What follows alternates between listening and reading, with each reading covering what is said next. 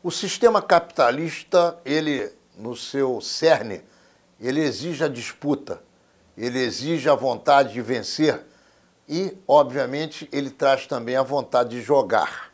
Nós vivemos num regime capitalista, até prova em contrário, apesar de que muita gente não gosta desse sistema, desse regime e pretende até trabalhar para modificá-lo. Mas enquanto isso não acontece, não é cabível que num país como o Brasil o jogo seja proibido. E é por isso que nós vamos bater um papo profundo sobre esse tema, sobre a proibição do jogo no Brasil e como vai o jogo no Brasil, com o Magno José Santos Souza. Ele conhece tudo dessa matéria porque há muitos anos ele pesquisa e tem tudo documentado. Tudo bem com você, meu amigo? Tudo bem, Ronaldo. Tudo muito bom, mas pode ficar melhor se a gente tiver aí, se a sociedade e o governo olhar de forma diferente a atividade, jogo de azar ou de sorte. Menorá na TV entrando no ar mais uma vez. Ô Magno, se você fosse alguém que tivesse ido a um banco buscar recursos para construir um hotel como, por exemplo, o Hotel Glória de Caxambu ou o Hotel Quitandinha aqui em Petrópolis, imaginando que pudesse, de repente, montar o seu cassino produtivo, bonito, simpático, para você faturar e no dia seguinte você se deparasse com a lei que proibia o jogo por um decreto. Na verdade não é uma lei, foi um decreto do presidente Dutra. Você, se ainda existisse ou se já existisse a Ponte Rio-Niterói, você teria se jogado lá de cima ou não? Ah, com certeza, com certeza. Esse é o maior problema que acontece em sociedades que não têm segurança jurídica. As pessoas ficam, os empresários ficam, né, com o pé atrás para investir, porque não sabe se investindo milhões e milhões de reais ou milhões e milhões de dólares, eles vão ter certeza de que eles vão conseguir reaver esses recursos investidos em algum negócio num país de insegurança jurídica. Dizem que no Brasil o jogo é proibido, isso é verdade? Não, conversa fiada. O jogo no Brasil não é proibido. O jogo no Brasil ele é tolerado, na verdade, né? Porque você tem aí hoje as loterias da Caixa, a Caixa opera 10 loterias, arrecada 10 bilhões de reais por ano com essas 10 loterias.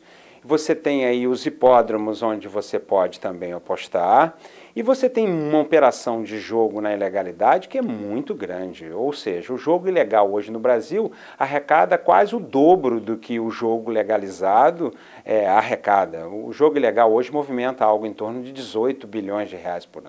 O que é o jogo legal no Brasil e o que é o jogo ilegal no Brasil? O jogo legal no Brasil são as loterias da Caixa, algumas loterias estaduais, porque o Brasil apenas 14 loterias estaduais podem operar por força da lei, e os hipódromos. Esses jogos são jogos legalizados. Agora, jogos não legalizados, mas que a sociedade usa esses jogos para fazer suas apostas. Então nós temos o jogo do bicho, que é o tradicional, que tem 120 anos completados esse ano e 71 anos de legalidade.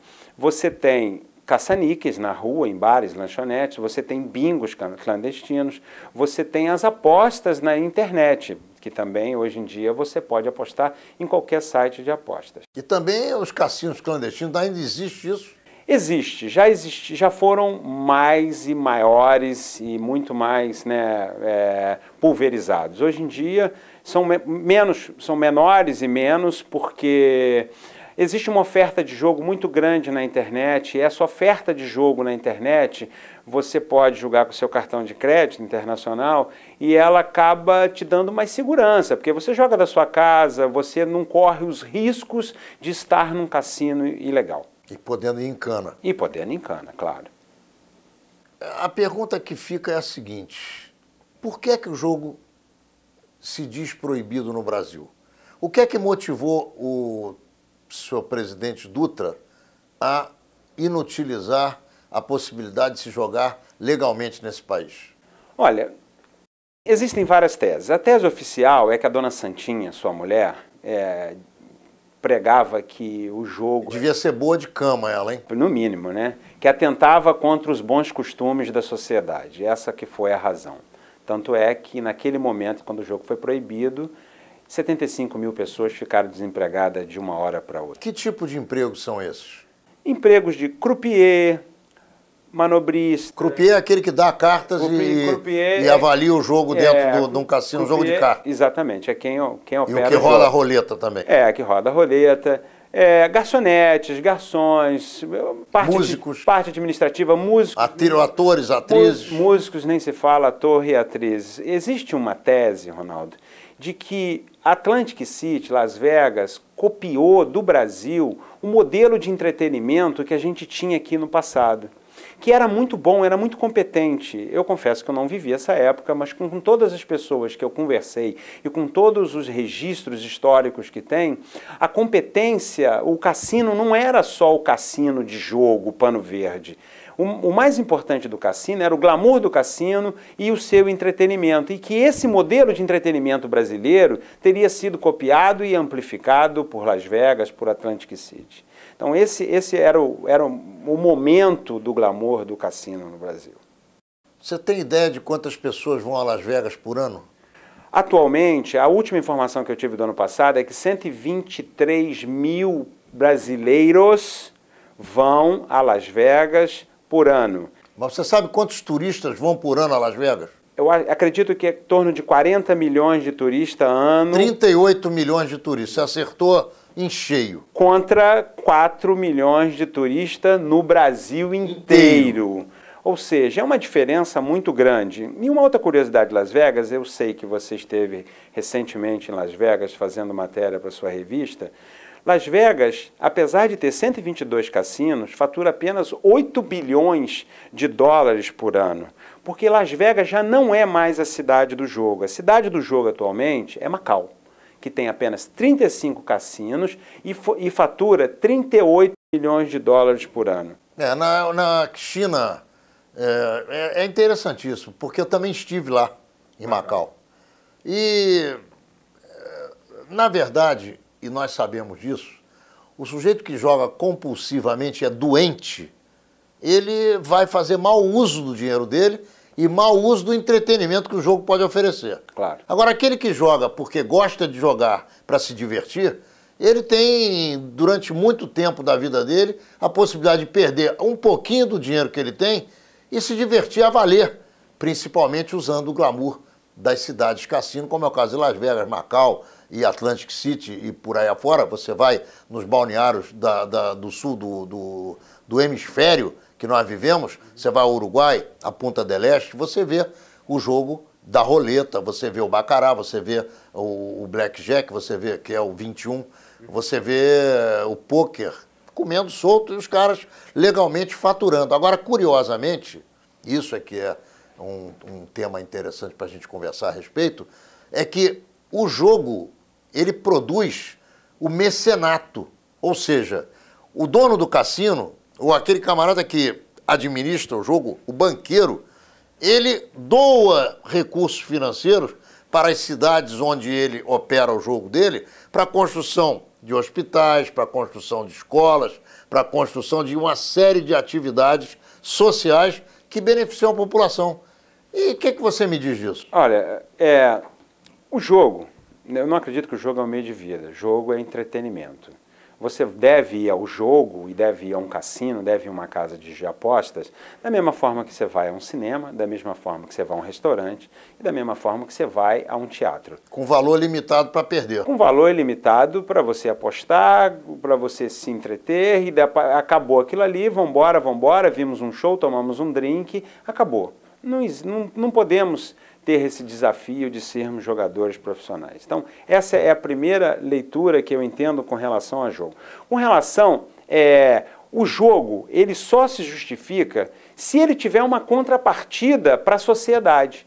Se ele não tiver uma contrapartida para a sociedade, ele não se justifica. E foi exatamente sobre essa ótica, sobre esse conceito, que o jogo foi normatizado pelo Estado, legalizado e normatizado pelo Estado. Porque se não houver essa normatização do Estado, vai acontecer o cenário que a gente vê hoje aqui no Brasil. O jogo na ilegalidade, faturando muito mais do que o jogo legalizado, sem nenhuma contrapartida para o Estado e nem para a sociedade. Magno, os corretores zoológicos, conhecidos vulgarmente como bicheiros, eles que faturam hoje quase 20 bilhões por ano no Brasil inteiro, o que eles estão fazendo? Porque eles estão voando baixo. Ninguém mais ouve falar dos caras em escola de samba, ninguém mais ouve falar dos camaradas na noite. Eles ficaram velhos, os filhos seguiram outros caminhos. O que aconteceu com essa turma? Olha, Ronaldo, eu não tenho muita informação desse mercado, dessa atividade. O que eu percebo, pelo que eu converso com as pessoas, é que a sociedade, houve uma cobrança muito grande com relação a esses operadores. Eu tenho uma leitura muito clara com relação a essas pessoas. Eles têm um trabalho na sociedade deles, na comunidade onde eles atuam, que eu julgo de extrema importância. E vou um pouco mais além. Eu acredito que o Carnaval do Rio de Janeiro não seria o mesmo se não houvesse a participação desses operadores. Aliás, existiu, que andou segurando a onda do teu Botafogo. Foi o Luizinho Drummond e o Emil Pinheiro antes do Luizinho Drummond. Foram dois, na verdade. É verdade. E o Emil Pinheiro, eu acho que gastou tudo que ele tinha lá no Botafogo e arrumou pouca coisa, não foi não? Pouca coisa. Mas, ou seja, o que eu posso fazer? Foi importante, inclusive, a vinda do Emil para o Botafogo num determinado momento. Na época o Botafogo ia muito mal, não tinha nem campo. Exatamente, não tinha dinheiro para pagar o roupeiro. Pelo menos, sob esse aspecto, a coisa ficou bem melhor. E eu entendo o seguinte, que esses personagens, essas pessoas, eles também não aguentam mais o custo da ilegalidade. Eu tenho certeza que qualquer operador de jogo ilegal no Brasil quer a legalização do jogo. Porque o custo da ilegalidade, a quantidade de propina, os riscos que se correm, eles acabam transformando esse custo num custo muito caro.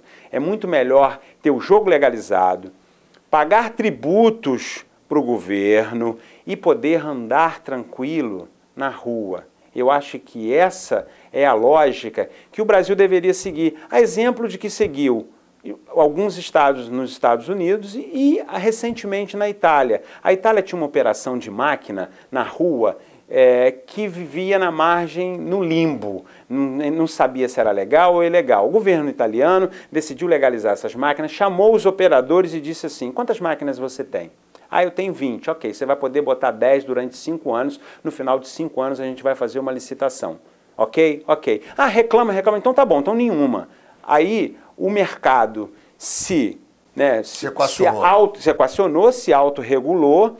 A Itália legalizou as videoloterias, que agora chamam videoloterias. Está todo mundo operando, feliz da vida, o governo arrecadando, o governo controlando. Porque uma coisa que eu acho extremamente importante é a questão da regulação do governo para você controlar o payout ou o plano de premiação. Porque as máquinas que estão na rua hoje em dia, ninguém sabe quanto elas estão devolvendo em prêmio. E as máquinas que tinham anteriormente nos bingos aqui no Rio e as máquinas que tem hoje nos cassinos de Las Vegas, elas têm que devolver no mínimo de premiação em torno de 85%. Então, isso que eu acho extremamente importante da presença do Estado, que é exatamente você poder controlar qual é a premiação que essas máquinas estão pagando. Na verdade, uma máquina que devolve 85% que ela arrecada, devolve muito. E o sujeito também, pelo que eu entendo, eu não jogo, mas pelo que eu observo, para poder ganhar numa máquina dessas de caça-níqueis, que são chamadas nos Estados Unidos de slot machines, você tem que ficar horas e horas e horas na mesma máquina. Sim. Senão ele não ganha nada. Deixa eu te explicar o conceito das slot machine, ou como os argentinos chamam de traga-monedas, ou como o brasileiro chama de caça-níquel, e recentemente nós tivemos um outro conceito, que era o conceito de videobingo, onde os motivos eram bingo. Os operadores de jogo entendem que não adianta eles levarem à falência o apostador. Na verdade, esse conceito foi mudando ao longo dos anos. Antigamente, o conceito era esse. Você tinha um baixo plano de premiação e você tomava o dinheiro do apostador. Hoje em dia mudou o conceito. O conceito hoje em dia é de entretenimento. Ou seja, o cidadão, o apostador, vai ganhar no volume. Ele vai ficar lá horas, horas e horas e no final o máximo que ele vai perder é R$50 ou vai ganhar 200, 300 ou acertar um acumulado e ganhar milhares de reais. Então esse é o conceito hoje em dia do jogo. O jogo, o operador, ele não tem mais interesse de tomar o dinheiro, de levar a garra, de levar a falência. Ele quer que a pessoa vá lá e se entreta e que tenha um divertimento e que tenha uma diversão durante 1 hora, 2 horas, 3 horas e saia de lá e volte amanhã. Porque não adianta ele esgotar o apostador dele. Então, é importante para ele exatamente... Não adianta ele matar a galinha dos ovos de ouro, né? Talvez seja essa a melhor expressão, né? Porque por isso que eles não querem levar o apostador deles à garra. Vamos encerrando o primeiro bloco desse nosso papo sobre jogo com o Magno. E eu tenho certeza absoluta que a partir do início do segundo bloco ele vai explicar para a gente o que ele sabe das mutretas que existem nos cassinos. Vamos conversar com ele já já, a gente está de volta. Ô Magno, o banqueiro, ele preparava as máquinas para realmente tomar a grana do otário, do jogador, que viciadamente se sentava à frente daquela telinha e ficava puxando a maquininha, e perdendo o dinheiro todo? No passado, né, nós estamos falando de passado. Hoje em dia, eu falo um pouquinho depois de presente. No passado, você não tinha esses controles. E o fato de você não ter esses controles, você tinha como programar essas máquinas para que elas tivessem um plano de premiação muito baixo. E exatamente com o passar do tempo e percebendo que o conceito deveria mudar, os grandes operadores de cassino nos Estados Unidos começaram, né, a modificar esse plano de premiação, que a gente chama dentro do mercado de payout. Então eles aumentaram o payout e começaram a colocar controles. Exemplo, porque o apostador também, ele criava mecanismos de burlar a máquina. Botava uma moeda com uma linha de nylon e ficava com aquela moeda, né, várias vezes. Ou seja, existia fraude dos dois lados, ou tentativa de fraude dos dois lados, que hoje em dia também acontece tentativa de fraude por parte dos apostadores. Por quê? Exemplo, Blackjack 21, você tem os contadores de carta. O cassino hoje em dia ele tem um sistema de vigilância para que ele não receba os contadores de carta, porque os contadores de carta são ganhadores vorazes de cassino.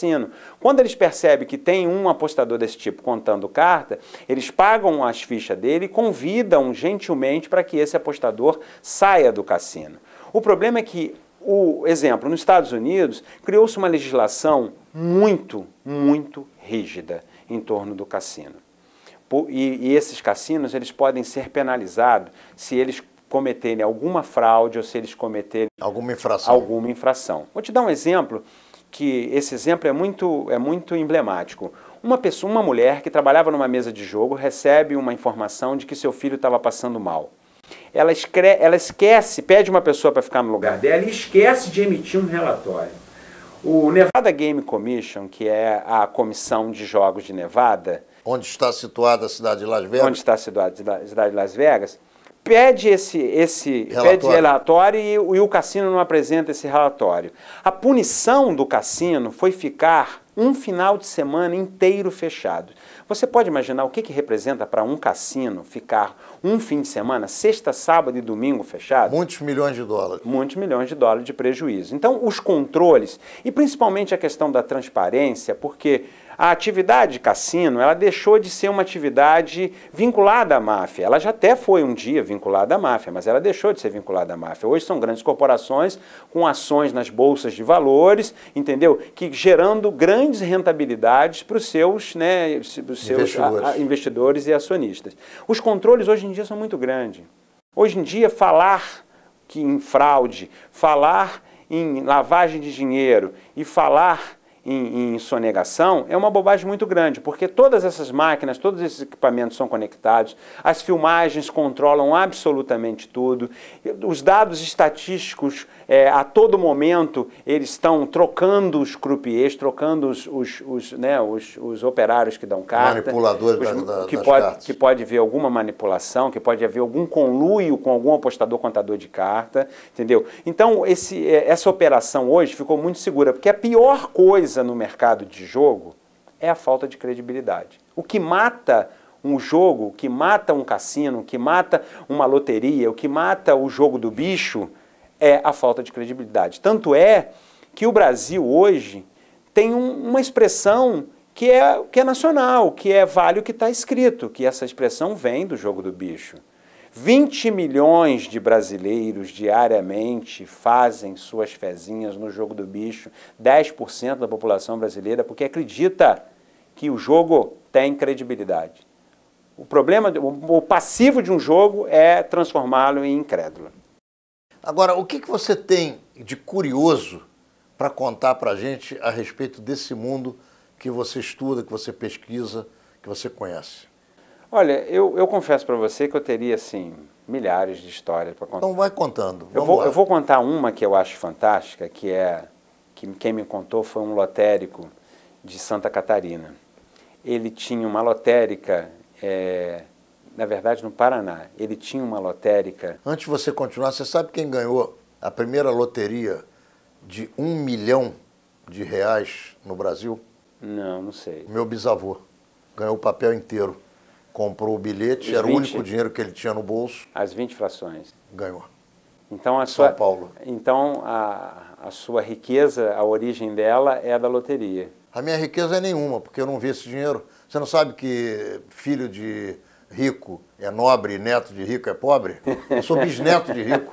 Já fiquei pobre 2 vezes. Mas eu chego lá, eu estou lutando para chegar lá de novo. Mas você chega lá. Deus é grande. Sei disso. Mas conta a história que você estava contando. A história é a seguinte, esse lotérico, ele era o lotérico em Foz do Iguaçu. E naquela época, lá atrás, muitos anos atrás, os bilhetes de loteria iam pelo malote para Central. Para cada cidade. Para cada cidade, para Curitiba. E ali eram distribuídos. E ali era distribuído. Então, você mandava o bilhete para a lotérica vendia o bilhete e o que não se vendia, você colocava dentro do malote e devolvia o malote. Antes de correr. Antes de correr, antes de 6 horas da tarde. E aí, o genro desse dono da lotérica tinha os números dos bilhetes na cabeça. E ele sabia o número dos bilhetes que ele tinha devolvido naquela determinada extração. Correu em Brasília, o rádio deu o número do bilhete, ele disse assim, meu Deus do céu, esse bilhete eu devolvi. Alugou um táxi, pegou um táxi. Foi lá no correio. Não, foi pior, ele foi atrás do ônibus, parou o ônibus no meio do caminho, abriu o malote, tirou o bilhete, fechou o malote, lacrou o malote e levou o bilhete premiado de volta para Foz do Iguaçu. E aí? Essa história é real. Ele ganhou na luta. Ganhou. Ganhou e recebeu. E não também para quem foi deixar ele abrir o malote não sabia o que tinha lá dentro. Exatamente. Ninguém sabia da história. Ou seja, é um personagem. Hoje em dia isso não acontece. Isso aí não tem a mínima condição de... É tudo computadorizado? É tudo, exatamente. É tudo computadorizado. Então você tem muitas histórias nesse mercado. E o João?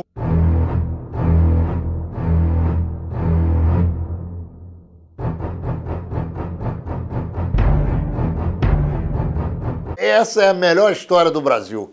Isso aqui, meu amigo, tem que ser emoldurado e colocado claro como esse país, às vezes, se deixa tratar como uma brincadeira.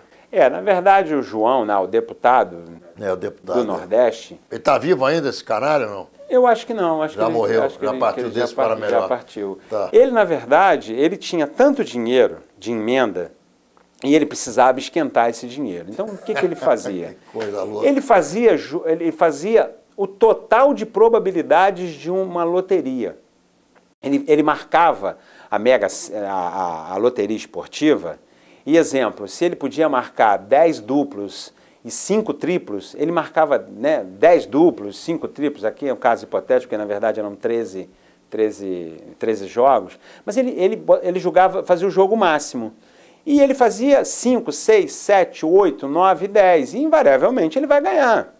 Então ele ganhava e aí ele tinha sorte na loteria, conforme ele disse naquela CPI que ele tinha sorte. Eu ouvi e vi, porque eu estava na televisão e assisti, exatamente, horrorizado aquela história, porque, quem é que vai acreditar numa palhaçada dessa? Esse é um case. Mas é verdade. É verdade. Ele ganhava na loteria. Não, ganhava porque apostava uma fortuna. Agora, nesse momento, a gente está aí vivendo algumas denúncias, que estão pipocando aqui, pipocando ali, que as loterias da Caixa estão sendo utilizadas para lavagem de dinheiro. Eu não acredito nisso. Não, olha só, eu tenho dois conceitos com relação às loterias da Caixa. Não existe nenhuma fraude nas extrações. É impossível ter fraudes nas extrações. Agora, é possível que eu compre um bilhete premiado. Mas isso você pode comprar. Se eu quiser te vender o meu bilhete... Você pode me vender. Eu posso te vender até por mais caro. Exatamente. Ué. Então, o que existe é o seguinte, a própria Caixa informa ao COAF, que é o órgão responsável pelo controle de lavagem de dinheiro no país, das transações suspeitas. Ou seja, quando aparece um determinado indivíduo que ganhou 50, 60, 70 vezes na loteria, a Caixa notifica o COAF para dizer o seguinte, olha esse cara, porque esse cara está ganhando muito na loteria.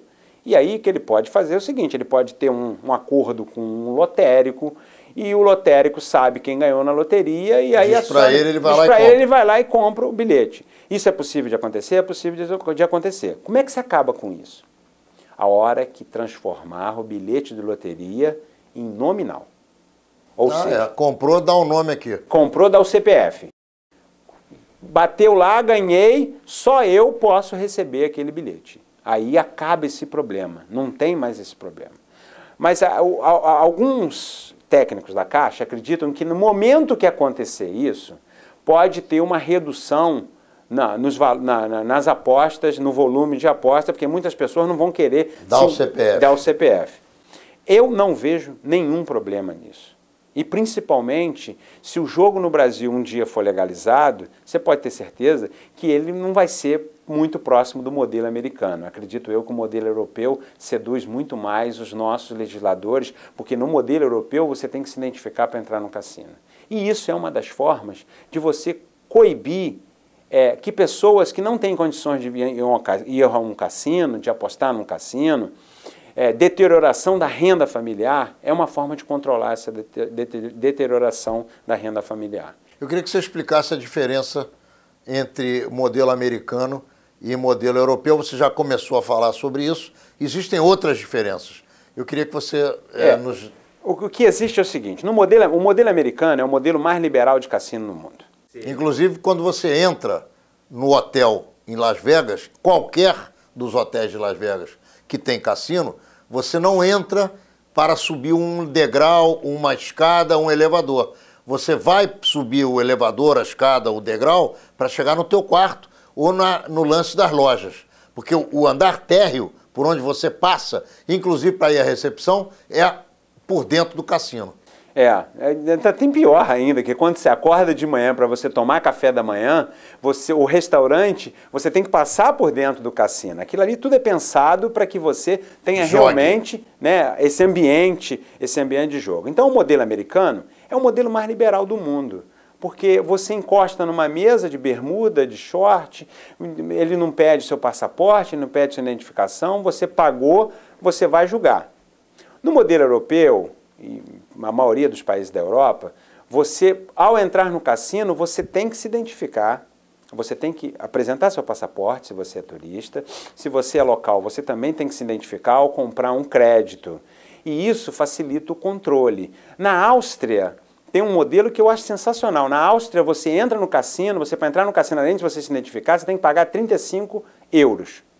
Esses 35 euros te dá o seguinte, é como se fosse uma consumação mínima. Então, você recebe em ficha. Você recebe em ficha. E aí, com isso, você evita que uma pessoa que não tem condições de entrar no cassino, ela entre no cassino. A diferença de modelos é esse. Agora, os Estados Unidos, você tem o hotel cassino. Porque aí você tem que, para você ter um cassino, você tem que construir um hotel, você tem que ter toda uma estrutura hoteleira. Primeiro você acaba contratando mão de obra para construir o hotel. Gera economia, movimenta economia. Depois você tem os empregados desse hotel. Na Europa não, são cassinos adaptados. Então você tem o cassino num ambiente fora do hotel. É diferente. Então o Brasil vai ter que escolher em algum momento que tipo de modelo que ele vai querer. Bom, o Brasil que tem uma herança europeia, portuguesa, de 500 anos, espero que tenha aprendido e que se dirija ao modelo americano, porque o modelo europeu não serve para nós. na minha avaliação. Eu confesso para você assim, eu não tenho um juízo de valor formado a respeito. Olha, amigo, eu acho que você não consegue pegar um camarada que vai se dirigindo à ponte Rio-Niterói para se jogar de cabeça de lá de cima, você não consegue impedi-lo de fazer isso. Da mesma maneira que você não vai impedir o jogador de jogar. Então o cara quer jogar, quer perder, quer entregar, quer acabar com a família dele, o problema é dele. Não é, na minha avaliação, isso não é uma questão do Estado. O Estado tem que prover saúde, educação e segurança para o cidadão. O resto, na minha avaliação, ele tem que ficar do lado de fora. Não te parece isso, não? Não, concordo em gênero, número e grau com você. Eu acho que existe uma coisa chamada liberdades individuais. Foi exatamente o que você acabou de dizer. Eu vou fazer com a minha vida e com o meu dinheiro o que eu quiser. E não é o Estado que vai ficar a todo momento dizendo aonde eu vou gastar meu dinheiro. Concordo plenamente com você. Eu acho que o Estado ele tem que colocar o olho sobre os problemas que o jogo pode gerar. É isso que nós vamos conversar no próximo bloco, porque a gente acabou o segundo bloco de Meia Hora na TV com o Magno, ele que sabe tudo de jogo e que principalmente tem um dos maiores arquivos a respeito de jogos que ele chama jogos de azar ou de sorte que existe no Brasil. Esse arquivo dele é mirabolante. Já já voltamos com o Magno, que vai contar pra gente tudo a respeito dos malefícios que o jogo pode causar ao cidadão e por que sim ou por que não o Estado deve se envolver ou não na questão do jogo. Já já voltamos, não saia daí. Então, Magno, vamos falar das mazelas, dos problemas, das dificuldades e até das soluções que o jogo traz em países que conseguem compreender que uma atividade, seja ela qual for, controlada e bem conduzida, ela só pode gerar benefícios. Na verdade, o que acontece é o seguinte, nós temos o jogo hoje em dia. O Brasil tem jogo. Então, o Estado precisa normatizar esse jogo. Porque hoje, no Brasil, se você perguntar qual é a quantidade de jogadores patológicos que a gente tem, ninguém vai ter essa informação, porque não existe controle. A maior mazela do jogo, na minha opinião, é a patologia, é a ludopatia. Segundo a Organização Mundial de Saúde... Deixa eu contar uma história rápida para você. Não esquece isso que você vai falar. Okay. Você sabe que eu estive em Las Vegas e eu conversei com um sujeito da comunidade judaica de Las Vegas que opera talvez a maior corporação hoteleira, cassino e shows da região do estado de Nevada. O nome dele é Mike Levin, ele tem 50 mil funcionários sob a orientação dele, ele é o presidente CEO do hotel ou do complexo hoteleiro e cassino que está na Bolsa de Valores, porque é uma corporação, e ele me falou o seguinte: ninguém ganha no longo prazo, só o cassino, só a banca. Por outro lado, você pode se divertir muito e ganhar num pequeno prazo. Se você ganhar, você tem que pegar aquele dinheiro e comprar picolé e se divertir em outro lugar e se mandar dali. Porque, na verdade, o sujeito, como você já ia dizendo, se ele é um compulsivo, ele vai entregar até as calças dele. É verdade. E não vai ganhar nada. É verdade, é verdade. Então, segundo a Organização Mundial de Saúde, de 2% a 3% da população tem algum problema de patologia com jogo. A patologia ela não é uma prerrogativa do jogo. Você tem patologia... Ela é uma prerrogativa do ser humano. Do ser humano. E você tem patologia em várias atividades. Sexo, comida, bebida, cigarro e por aí vai. Drogas. Qualquer trabalho. E por aí vai. Trabalho. O workaholic, como se chama, o obsessivo pelo trabalho, é igual. Exatamente. Não tem diferença nenhuma. O que acontece é que esse problema, ele existe. E ele pode ser minimizado e pode ser controlado. A melhor ferramenta para controlar a patologia é a educação. É você informar a pessoa que ela pode se transformar num jogador compulsivo se ela não tiver controle daquilo que ela está fazendo. Nos mercados onde o jogo é legalizado, isso eu tenho que falar porque é uma grande verdade, esse índice de patologia, ele aumenta, ele cresce. Por quê? Porque você tem uma demanda reprimida e quando você oferta mais jogo, você tem mais gente propensa a ter esse tipo de problema. Mas essa curva volta ao normal, 2 a 3%, com 2, 3 anos de atividade. Por quê? Porque você estabiliza a curva. Existem alguns países que têm grande oferta de jogo em que você tem mais jogadores patológicos. E um exemplo, claro, é a Itália. A Itália tem um índice maior de patologia do que outros países do mundo. Mas a Itália tem um detalhe que tem que ser dito. A Itália tem uma lei que prevê que o jogador patológico, quando ele quebra, ele tem direito a ter aluguel durante 1 ano, pago Pelo cassino. pelo Estado. Pelo Estado. E aí o que acontece? Existe muita fraude de pessoas que Quebram para receber o quebram aluguel. para receber o aluguel e aí você aumenta o índice de jogadores patológicos. Esses detalhes, as pessoas que ficam defendendo São curiosos, tem que se atentar para isso. tem que atentar para isso, porque aquelas pessoas que ficam contrárias à legalização do jogo no Brasil, dizendo que todo mundo, que o Brasil vai virar a cornucópia do jogo e todo Mas mundo... será que o sujeito que olha para o Brasil, ele não enxerga a loteria esportiva, ele não enxerga as loterias da Caixa, ele não enxerga as raspadinhas? O sujeito é cego, esse que defende a ilegalidade do jogo?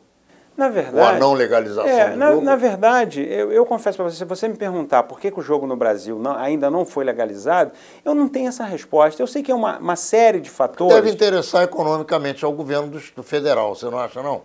Mas, o governo arrecadaria muito com a legalização do jogo. Mas ele arrecada sozinho hoje. O problema, ele acha que arrecada sozinho. Ele acha, mas não é tanto, não é tanto. Eu acho que o governo teria condições... Seria muito, muito importante para a sociedade que o governo legalizasse o jogo, e normatizasse o jogo, e controlasse o jogo da forma que é nos países desenvolvidos. Porque da forma que está, é que não pode continuar. O Partido dos Trabalhadores teve uma experiência muito equivocada com o jogo, com relação, no início do mandato do Lula, ele teve aquele problema do Valdomiro Diniz, com Zé Dirceu, e o Partido dos Trabalhadores criou um ranço com relação ao jogo terrível. E qualquer projeto hoje de jogo que vá ao Congresso, ele só vai ser aprovado, ele só vai avançar se tiver o ok do Palácio do Planalto, porque se não tiver o ok do Palácio do Planalto, nem adianta, ele vai morrer no nascedouro, ele não avança. E eu confesso para você que eu tenho medo de que o Brasil não avance nesse setor exatamente por causa desse problema lá no passado entre Valdomiro Diniz, Carlinhos Cachoeira e Zé Dirceu. Mas esse tipo de questão só existe porque o jogo não é legalizado. Porque o jogo é legal. Exato. Porque nós vamos ter outros Carlinhos Cachoeiras no Brasil. Não tenho dúvida. Por quê? Porque o jogo está na O ilegalidade. Carlinhos Cachoeira é um grão de areia num oceano enorme. E eu fico impressionado. Isso aí não vale nada. E eu fico impressionado de ver como a mídia, como os agentes públicos dão tanto poder, ênfase a Carlinhos Cachoeira. Carlinhos Cachoeira representa o mercado de 1% do jogo no Brasil. 1% é o que representa o mercado Goiás, Distrito Federal. Não mais do que isso. O mercado de São Paulo é 35%, o mercado Rio é 12%, o mercado de Minas é 11%. Mercado de apostas hoje nas loterias oficiais, que é muito parecido com o que acontece hoje na ilegalidade também. Ô Magno, você conhece jockey? Conheço, um pouquinho. O que você me diz das fraudes que se diz que acontecem no Jockey Club, ou aconteciam? Dentro do setor, dizem... Manipulação de cavalo, puxar cavalo, isso, exatamente. Estimular cavalo, como é que funciona isso? Apesar de todos os controles dos jockeys e das comissões de corrida do Brasil, a gente cansa de ouvir histórias de jockeys que seguram rédea, que soltam cavalo, que seguram cavalo. Essas histórias, talvez... Mas isso é verdade? Eu não tenho como comprovar essas histórias, porque são histórias que a gente ouve. A gente ouve histórias todos os dias. O povo pode até aumentar, mas ele não mente, entendeu? Onde há fumaça, há fogo. Há fogo. Eu fico... Só tem uma coisa, aqui ó, tem duas coisas que eu, com relação ao jogo, que eu sei que prezam pela credibilidade. As loterias da Caixa prezam pela credibilidade, porque elas sabem que esse é o maior ativo que a loteria tem. E os bicheiros também prezam pela... Claro, vale o que está escrito, você falou isso logo no primeiro bloco. Pela credibilidade dos seus jogos, porque sabe o seguinte, na hora que cai no descrédito, Ninguém aposta. A loteria esportiva no Brasil ficou comprometida exatamente por causa dos escândalos da loteria esportiva. Algumas modalidades de apostas esportiva têm suas restrições porque as pessoas, né, os apostadores já começam a desconfiar de resultados arranjados. Aí volta e meia a gente tem um escândalo aí nesse setor de apostas esportivas, entendeu? Então, a maior credibilidade do jogo é a lisura, é a transparência, é a credibilidade, é isso que faz com que o jogo movimente. Mas eu queria voltar mais um detalhe que eu perdi lá atrás com relação à questão da patologia. A patologia no mundo está sendo combatida com um novo mecanismo chamado mandato de autoexclusão, onde o pai, o filho ou o irmão podem denunciar no site daquela operadora de jogo que o seu parente está com problemas de patologia. Ele fica excluído durante 2 anos de frequentar aquela determinada casa de apostas e ele entra em tratamento. No final de 2 anos ele passa por uma avaliação. Se ele tiver condições de voltar, ele é suspenso esse mandato de autoexclusão dele. Ele volta ao jogo. Ele volta ao jogo. E se na avaliação dele não houver essa condição dele voltar ao jogo, esse mandato dele é prorrogado por mais 2 anos.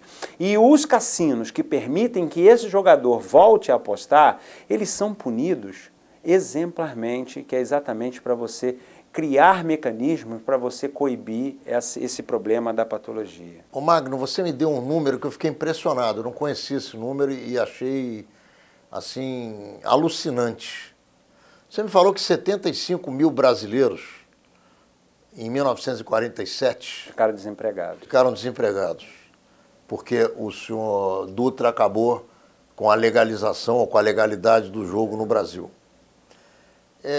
O que isso significaria hoje, percentualmente, numa época que nós tínhamos 30 milhões de habitantes no Brasil? Algo um pouco mais. Hoje nós temos 200 milhões, 10 vezes mais. 200 milhões. Estaríamos falando de 8 milhões de pessoas? Não tanto assim. Acredito em 250 mil pessoas hoje. Porque o bingo agora, quando foi fechado, os bingos agora, nós tínhamos 1.000 bingos no Brasil. Nós tivemos uma baixa de 200 mil empregos. Mas olha aqui, o bingo, ele não trazia o que o cassino trazia. Porque o cassino trazia hotel, o cassino trazia shows ao vivo. Isso não há no bingo. No bingo o camarada senta na frente da máquina ou na frente do cartão e acabou ali a brincadeira dele. Não, mas você tinha os vendedores de cartela, as pessoas que tinham que vender verdade, cartela, mas você tinha olha os só, cantadores, não tinha os você tinha artistas. garçons, você só não tinha artista. Não tinha os artistas, não tinha hotelaria. Não tinha os músicos. Não tinha os músicos, não tinha hotelaria. Enfim, eu não sei, que sejam 300 mil, 400 mil, não mais do que isso. Desempregados. Que, na minha opinião, hoje é o tamanho desse mercado. O jogo legalizado no Brasil, você teria mais 250 mil profissões. Pelo menos, mais ou menos isso, tá? E o jogo do bicho legalizado, você teria mais 400 mil pessoas com posto de trabalho. Porque hoje, anotadores. O que representa esse mercado do jogo do bicho hoje é em torno disso, 400 mil apontadores Brasil. Então, se você juntar todas as modalidades, você poderia até falar em algo em torno de 600 mil, 700 mil, 800 mil novos postos de trabalho. Deixa eu te trazer um dado também que é muito interessante. O cassino, ele não traz turistas para um país. Ele não faz esse movimento. Por exemplo, Las Vegas, 27% das pessoas que vão a Las Vegas especificamente para jogar. O restante vai por conta do entretenimento que Las Vegas proporciona ou por causa dos seus seminários, congressos, simpósios e feiras. Você sabe o que são 27% de 40 milhões? São 10 milhões. De pessoas que vão... Isso já é o triplo do que a gente recebe no Brasil. Ah, com certeza. Só para jogar. Só para jogar. Então hoje, a gente já traria para cá mais 7 milhões de pessoas, se o jogo tivesse legalizado. Com certeza. E o dado estatístico, o dado histórico, é que essas pessoas que vão num país onde tem cassino, elas ficam mais um dia. Sem dúvida. Porque é o dia de ir ao cassino, é o dia de jogar, porque você tem um equipamento turístico funcionando à disposição daquele turista, que é o que a gente não tem hoje. Olha, esse assunto é enorme, é vasto, é profundo e demanda meses de papo Infelizmente, nosso programa acabou. Nós não temos mais tempo, estamos no finalzinho dele. Mas vou te convidar em outras oportunidades, você vai vir aqui bater mais papo com a gente. Eu vou adorar. Câmeras e microfones de Menorá na TV à tua disposição para que você faça suas considerações finais, suas despedidas do nosso público. Bom, eu agradeço a você, a sua produção, ao programa, pelo convite, porque esse assunto, como ele é tratado a nível de tabu e como ele é espinhoso, são pouquíssimas pessoas que abrem esse espaço para a gente poder falar desse jeito como nós conversamos. A verdade... Porque tem que se falar claramente. Claramente. Você tem opinião, também tem, o espectador tem, todo mundo tem, e eu acho que a gente tem que discutir as coisas. Mostrando para a Entendeu? sociedade... Com liberdade, com tranquilidade, cada um que fale o que pensa. Os lados positivos e os lados negativos da questão do jogo, né, propriamente dito. E peço, né, às pessoas que estão nos assistindo que repensem essa questão do jogo. O jogo é uma atividade no mundo que movimenta hoje 380 milhões de dólares. O mundo inteiro joga. Jogar não é pecado. O jogo é anterior à religião. Os egípcios já jogavam um jogo chamado Senet muito lá atrás na antiguidade. Então não adianta falar que o jogo é pecado, porque o jogo não é pecado. O jogo é uma atividade normal que alguns países normatizaram e tratam o jogo como se fosse... Como indústria. Como indústria. Que gera recurso, que gera investimento, que gera emprego, que gera contrapartidas para o Estado e para a sociedade. E eu te agradeço profundamente o espaço, né, e a oportunidade de bater esse papo, né, com você e com os seus telespectadores. Menorá na TV, quarta-feira que vem, entrando no ar mais uma vez, às 10 horas da noite, nesse canal 14 da NET, e em todos os horários que você já se acostumou a nos assistir e que você pode verificar aqui embaixo da telinha, dia e hora, para que você nos veja repetidamente se você gostou ou ineditamente se você perdeu. Nos vemos lá.